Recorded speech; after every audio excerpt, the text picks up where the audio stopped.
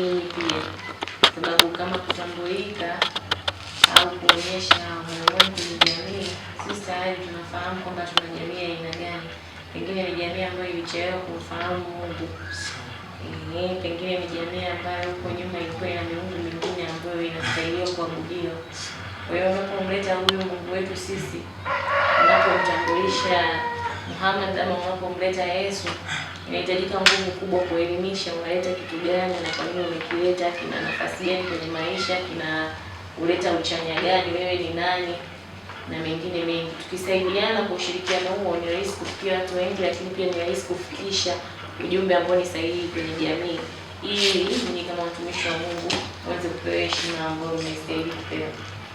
Lakini pia kuhusu kazi mbalimbali pengine ambazo mnakuwa mmepangiwa kufanya, mimi ninaamini hata Biblia inasema asiyefanya kazi na hasira.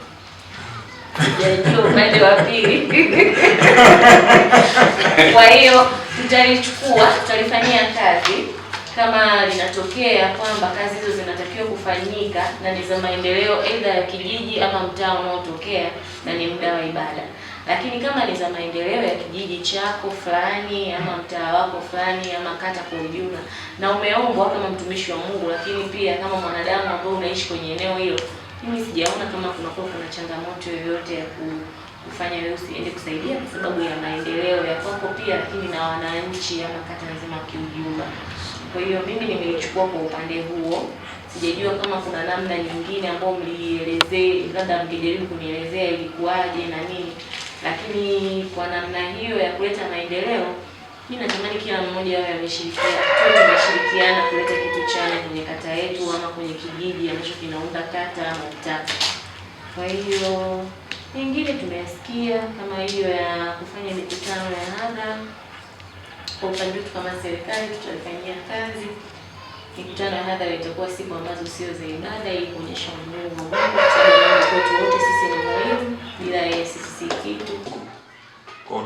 Kwa huduma za kijamii na za kiroho unazotoa, hongera sana. Tunakuahidi kuwa tupo pamoja na wewe na tunazidi kukuombea kwa pamoja. Mungu akubariki sana kwa utumishi wako uliotukuka. Changamoto zilizoko mahali hapa ni changamoto ambazo tunaenda sasa kuzieleza pia mbele yako wewe pamoja na viongozi wetu wapendwa, kwa kama kiongozi wetu, diwani wetu mpendwa. Namba moja, changamoto ya kwanza kutokutambuliwa uthamani wetu watumishi wa Mungu. Kwa ujumla, changamoto hii ya kutokutambuliwa uthamani wetu watumishi wa Mungu imekuwa ni changamoto kubwa, hasa kwenye jamii ambazo zinatuzunguka, na kutokueleweka au kutokutambulika uthamani wetu sisi kama watumishi wa Mungu,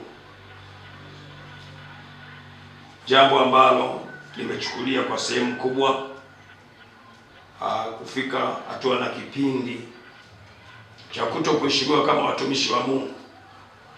Lakini pia tunaona changamoto nyingine ya pili, kufanywa vikao na mikutano ya hadhara siku za ibada vinatufanya sisi kuonekana kuwa kama wapinzani kwa serikali yetu. Tatu, kupewa majukumu yasiyotupasa kwenye jamii kama vile kipengele namba moja, kupeleka taarifa za msiba. 2, kuchimba mabarabara. 3, kuchimba marambo na mengineyo.